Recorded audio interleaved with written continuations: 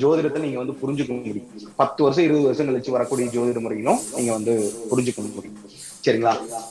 அதுல வந்து முதல் அப்படிங்கிறது வந்து ராசி, ரெண்டாவது வந்து பாத்தீங்கன்னா கிரகம்,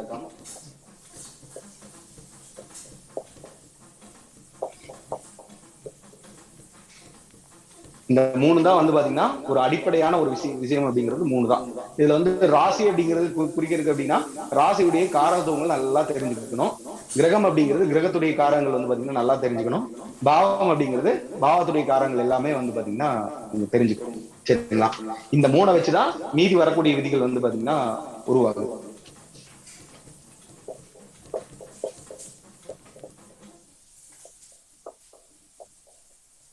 போர்டு கிளியரா இருக்கா சார்? தெரியுதா?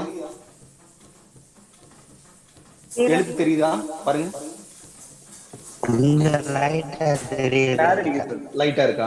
நாளைக்கு சரி பண்ணி நாளைக்கு சரி. கிளார் அடிக்குதுங்களா? ஓகே. இப்ப பாருங்க, இந்த எழுத்து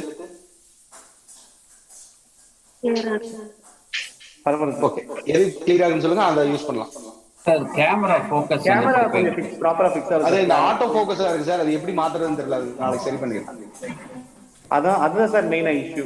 ப்ளூ பெட்டரா இருக்கு. ப்ளூ பெட்டரா இருக்குமா? ஒரு நிமிஷம். ப்ளூ பெட்டரா இருக்கா? ஓகே, சரிங்க சார்.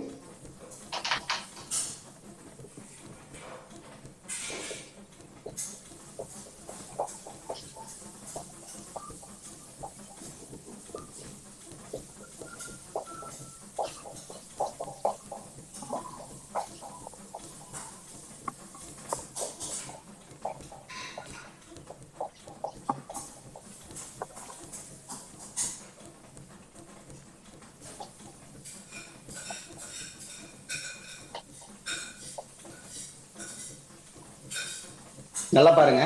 ராசி அப்படிங்கிறது ஒரு அடிப்படையான விதி, கிரகம் அப்படிங்கிறது ஒரு அடிப்படையான விதி, பாவம் அப்படிங்கிறது ஒரு அடிப்படையானது. இந்த மூணை வச்சு வந்து மற்ற விஷயங்கள் வந்து எப்படி உருவாகுது அப்படின்னு பாத்தீங்கன்னா, ஒரு ராசியில வந்து ஒரு கிரகம் இருக்கும்போது என்னென்ன வகையான பலாபலம் இருக்குது அப்படிங்கறத நீங்க வந்து தெரிஞ்சுக்கணும். அதுக்கப்புறம் 2 கிரகங்கள் இணையும் போது என்னென்ன பலாபலங்கள் பாத்தீங்கன்னா கொடுக்குது அப்படிங்கறத நீங்க வந்து தெரிஞ்சுக்கணும். பாவம் பிளஸ் கிரகம், இந்த ஒரு பாவத்துல என்ன கிரகம் இருந்தா என்னென்ன பலாபலங்கள் உருவாகுது அப்படிங்கிறத புரிஞ்சுக்கணும்.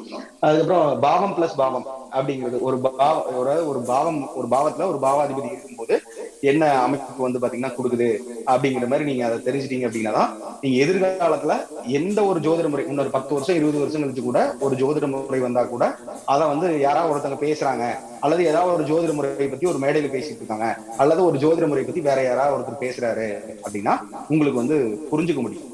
இல்லாட்டி நீங்க சும்மா அவரு ஜோதிடத்தை பத்தி தான் பேசுவாரு, இது இந்த ஸ்டெப் மட்டும் நீங்க போகாம விட்டீங்க அப்படின்னா உங்களுக்கு வந்து அவர் வேற ஏதோ பத்தி பேசிட்டு இருக்காரு அப்படிங்கிற மாதிரி அவருக்கு வந்து தோண ஆரம்பிக்கும். சரிங்களா? இது கடைசியா வந்து பாத்தீங்கன்னா அந்த நட்சத்திரம் அப்படிங்கிறது இருக்கு. நட்சத்திரத்தை வச்சு நம்ம நிறைய வேலைகள் நம்ம வந்து பார்க்க மாட்டோம். நட்சத்திரம் அப்படிங்கிறது நீங்க கடைசியா போய்க்கலாம். இந்த நட்சத்திரம் அப்படிங்கிறது எங்க இருக்கு, இது ஏன் வந்து அந்த 7 ஸ்டெப்ல கொடுக்கல அப்படின்னா, இந்த நட்சத்திரம் அப்படிங்கிறது இந்த ராசிக்குள்ளதான் இருக்கு. ராசிக்குள்ளதானே நட்சத்திரம் இருக்கு. அதனால இதை வந்து குறிப்பிடலாம்.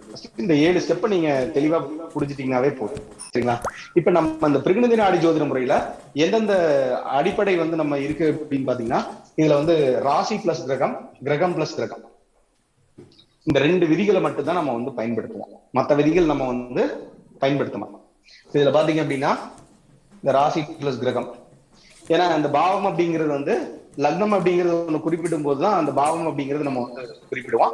இதுதான் நம்ம லக்னமே குறிப்பிடுறது இல்லையே. அதனால இந்த அமைப்புல வந்து பாத்தீங்கன்னா இந்த ராசி பிளஸ் கிரகம் வருது. இதுல மொத்தம் ஒரு 4 இது வந்து நம்ம படிச்சுட்டோம். இப்ப 4 இது வந்தாவே நம்ம பெரும்பாலான ஜோதிட முறை நம்ம படிச்ச மாதிரி தானே அர்த்தம். 7ல 4 தெரிஞ்சோம்னா பாஸ் தானே.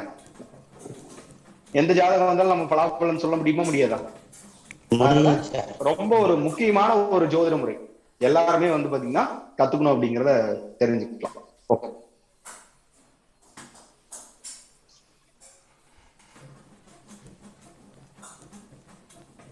Have you ever wondered why